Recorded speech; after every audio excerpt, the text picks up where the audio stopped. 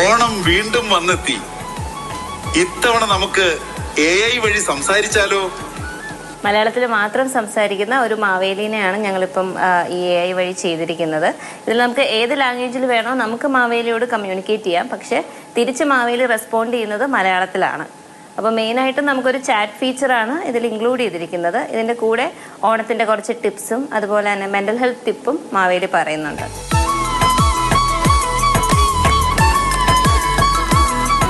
www.maveli.ai എന്ന website വഴി നമുക്ക് മാവേലിയോട് ചാറ്റ് ചെയ്യാം. ഓണം വീണ്ടും വന്നെത്തി.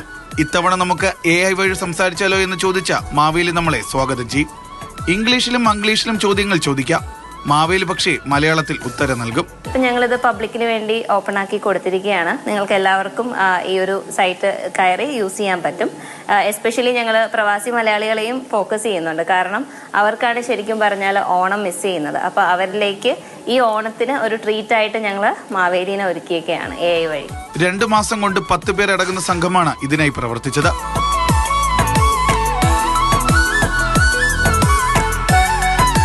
ഒടുവിൽ മാവേലി മാതൃഭൂമി ന്യൂസിനും ആശംസകൾ അറിയിച്ചു. സജികുമാറിനൊപ്പം ജിബിൻ JB, മാതൃഭൂമി ന്യൂസ്, തിരുവനന്തപുരം.